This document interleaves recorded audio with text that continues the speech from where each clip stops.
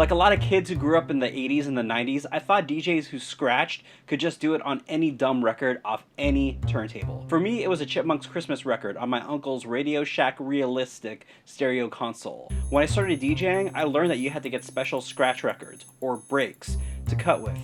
In my years of DJing, I've probably gone through about 100 scratch records. From the very popular, such as ones by DJ Rectangle, to the strange and obscure ones, such as ones by DJ Rhythm. Anyway, here's a rundown of my top 5 scratch records of all time. Number 5, Paul Nice, the 5 Fingers of Death Battle Breaks.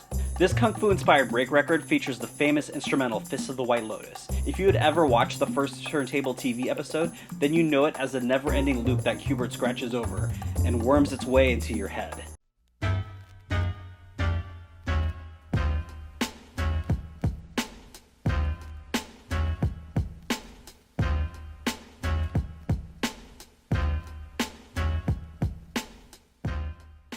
Additionally, there's also a lot of cool beats to cut to, as well as some really awesome scratch sentences.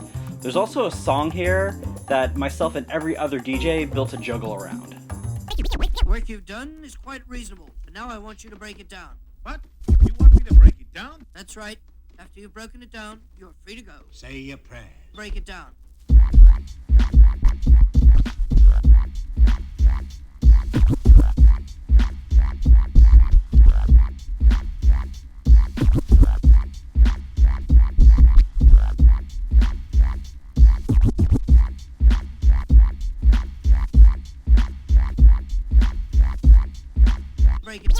Break it down.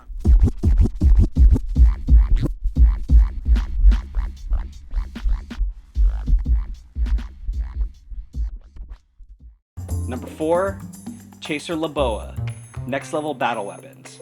I came across this as a recommendation from the big homie King Most back in 1999 or 2000. It stands to be one of the more obscure break records that I own. When I started working on this video, I tried to look for information about the DJs or the producers who made this record, but to no avail.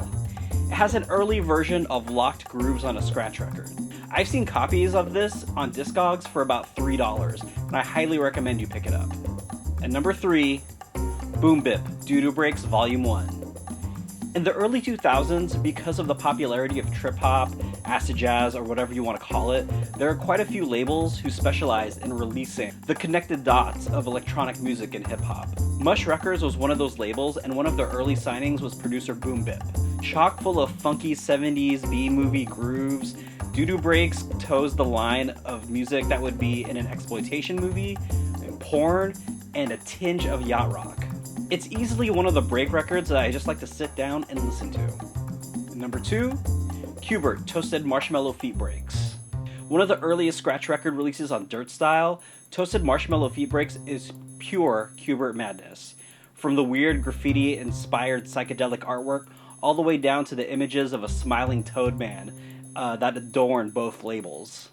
I have an affinity for many of the Dirt Style breaks, especially Battle Breaks and Bionic Booger Breaks.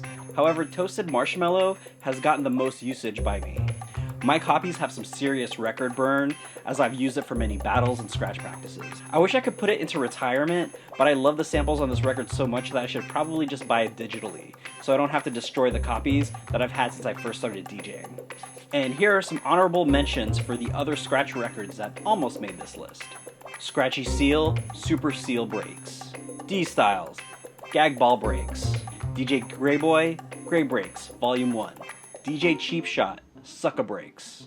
And my number 1 top scratch record of all time, DJ Babu, Super Duck Breaks, The Saga Begins. It probably shows my age that I chose this record as my favorite scratch break of all time, but it was there for me when I was really green with DJing.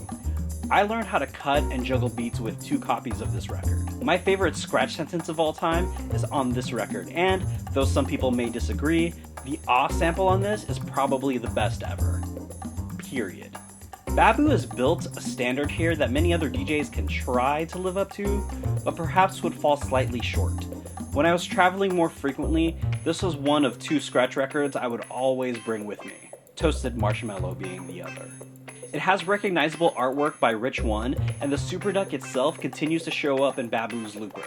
This record is so influential that Stone's Throw released a CD version of it for CDJ bass DJs, and recently it's been re-released as a 7-inch for portablists. No matter the trends in the genre, DJ culture, or how the world shifts, we all go back to Super Duck rigs.